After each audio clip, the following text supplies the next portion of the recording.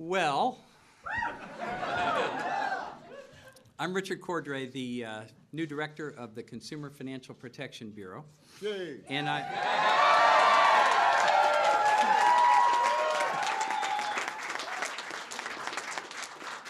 am very pleased to have the President of the United States here with us today. This is a very important week for all of us. It's a very important week for the Bureau. It's a very important week for the country. The President is someone who understands the important role consumer finance plays in the lives of every American. Consumer financial products and services can help each of us achieve our dreams. But when risks are not clear and fees are hidden, they can make our lives much harder. We saw that just the other day when we visited an elderly couple, the Easons in Cleveland, Ohio, and heard their personal story about predatory lending firsthand. Predatory lending that almost cost them their precious home of many years. Because the President understands this, going all the way back to his days of community organizing, helping working-class families cope with their struggles on the streets and in the neighborhoods of Chicago, he has been a strong supporter of rules of the road that make the consumer financial system safer for all Americans. We are now an independent federal agency. We are responsible by law to act in the public interest to protect American consumers in the financial marketplace.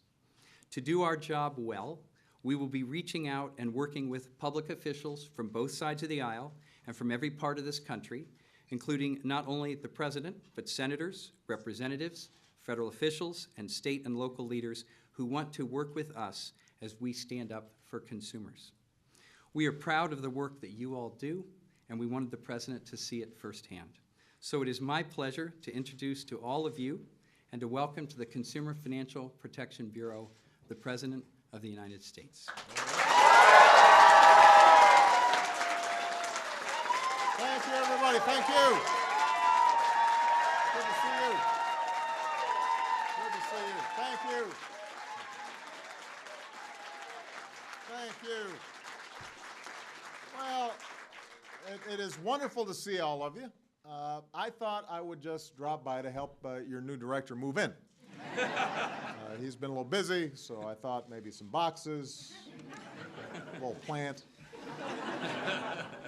I also just wanted to say hello to all of you who have just been doing extraordinary work in standing up what I think is going to be one of the most important agencies for people that there is. And I know that all of you have devoted enormous amounts of time and energy, and many of you are here making significant sacrifices with your families to make sure that this agency gets up and running really well. And so I just want to say thank you to all of you. Let me begin by saying a few words about the latest economic news. This morning we learned that American businesses added another 212,000 jobs last month. Altogether, more private sector jobs were created in 2011 than any year since 2005. And there are a lot of people that are still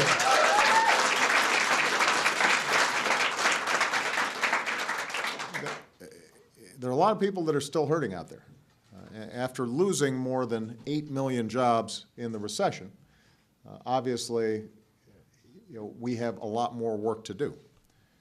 But it is important for the American people to recognize that we've now added 3.2 million new private sector jobs over the last 22 months. Nearly 2 million new jobs last year alone. So after shedding jobs for more than a decade, our manufacturing sector is also adding jobs. It's 2 years in a row now. So we're making progress. We're moving in the right direction. And one of the reasons for this is the tax cut for working Americans that we put in place last year. And when Congress returns, they should extend the middle class tax cut for all of this year to make sure that we keep this recovery going. It's the right thing to do. There should not be delay. There should not be a lot of drama. We should get it done. And the American people, I think, rightly understand that there's still a lot of struggles that people are going through out there. A lot of families are still having a tough time. A lot of small businesses are still having a tough time, but we're starting to rebound. We're moving in the right direction. We have made real progress. Now's not the time to stop. So I would urge Congress to make sure that they stay on top of their jobs, to make sure that everybody else is able to enjoy hopefully an even more robust recovery in 2012. So the economy is moving in the right direction. We're creating jobs on a consistent basis. We're not going to let up, not until everybody who wants to find a good job can find one. But we have a responsibility to do even more than just try to recover from this devastating recession and financial crisis. We have a responsibility to make sure that the economy that we're rebuilding is one where middle-class families feel like they can get ahead again. A lot of the problems that we're dealing with are problems that existed even before the recession, even before the financial crisis. For a decade or more, middle-class families felt like they were treading water, that they were losing ground. And what we want to do is make sure, not just that we're getting back to the status quo, we want to make sure that we're dealing with those underlying problems. Getting to a point where middle-class families feel like they can get ahead again, where hard work pays off again, where everybody gets a fair shot, and everybody does their fair share, and everybody is playing by the same set of rules. And that's where all of you come in. Every one of you here has a critical role to play in making sure that everybody plays by the same rules, to make sure that the big banks on Wall Street play by the same rules as community banks on Main Street, to make sure that the rules of the road are enforced, and that a few bad actors in the financial sector can't break the law, can't cheat working families, can't threaten our entire economy all over again. That's your mission, to make sure that the American people have somebody in their corner, that American consumers have somebody who's got their back. And you finally got a great director who is tailor-made to lead this agency in Richard Corbin.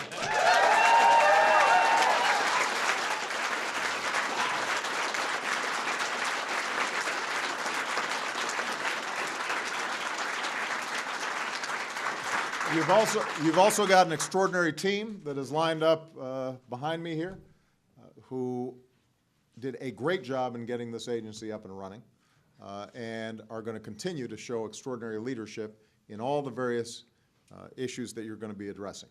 And I also want to give a special shout out to the woman who dreamt up this agency and spent so much time turning it into a reality, our friend Elizabeth Warren. Very proud of her.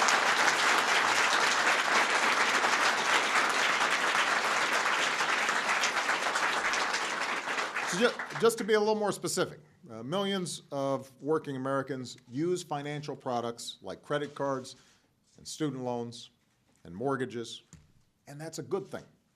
These products have a tremendous potential to make people's lives better, to buy products, to earn an education, to afford a home, to raise a family, and we all use them.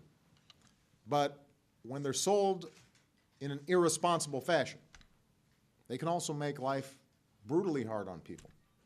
They can turn the dreams of a family into a nightmare. Things like hidden fees and traps on credit cards and student loans cost working Americans billions of dollars. Things like subprime loans and skyrocketing interest that you can't escape can not only bring families to their knees, but the entire economy to its knees. And, you know, Richard just mentioned the example of this elderly couple that we met when we were in Ohio yesterday. These are folks, you know, the gentleman was a Marine who served in Korea. They had been married for 42 years. He had worked all his life. They had poured their savings into this home. Because of a code violation, obviously they're on a fixed income, they don't have a lot of money. They thought, well, maybe we can get a loan to make some modest repairs, and what initially was promised as an $8,000 line of credit to make these repairs ended up being an $80,000 debt with no repairs that threatened them going into foreclosure. And those kinds of stories are replicated all across the country. And it not only hurts those individuals, it hurts the entire economy. That shouldn't happen. Not in America. And that's why we're here. We're here to put an end to stories like these. And already your work is making a difference. The Know Before You Owe campaign you've been working on for months is doing three big things. It's making home loan applications more transparent so that families will know what they owe on their mortgages. It's making it easier for students to compare financial aid packages and know what they owe each month when they graduate. I could have used that. It's making, in fact, I've got a law school classmate here who, she probably went through the same thing I did. It's making credit card agreements shorter and simpler so that card holders will know what they owe and what they're getting into. And I know that folks all across America have been sending in their stories to help shape these new initiatives. This is not something where it's just a Washington top-down process. You are gathering the experiences of individual families, seeing how they got hurt, how they might have gotten cheated, and that's helping to define how you enforce these rules. And that's vitally important. And now that Richard is your director, you can finally exercise the full power that this agency has been given to protect consumers under the law. Now that he's here, irresponsible debt collectors and payday lenders and independent mortgage servicers and loan providers, they're all bound by the same rules as everybody else. No longer are consumers left alone to face the risk of unfair or deceptive or abusive practices. Not anymore. So we can make sure that folks don't lose their homes or their life savings just because somebody saw them as an easy target. We can make sure that students don't start out in life saddled with debt that they can never pay back just because of a lousy deal. We can safeguard families and seniors and veterans from toxic financial products. We can help give everybody the clear and transparent information that they need to make informed financial decisions and have companies compete for their business in an open and honest way. That's Richard's commitment. That's my commitment.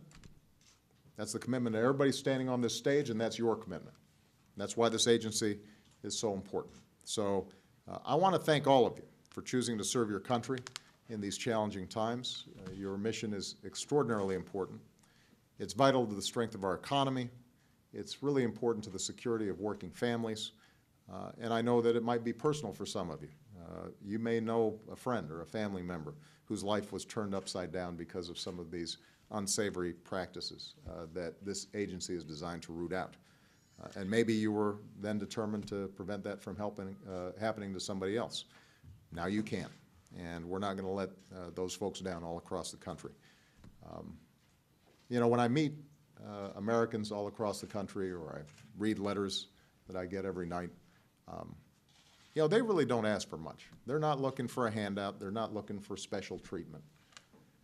They just want a fair shake. They just want a fair deal. And we have a chance to give it to them. So let's do everything that we can to make sure that middle-class families can regain some of the security that they've lost over the last decade. Let's help to protect what they've worked so hard for and give them the chance to hand it down to their kids. I know you guys are ready to go to work. I am too. I couldn't be prouder of you, so congratulations. Richard?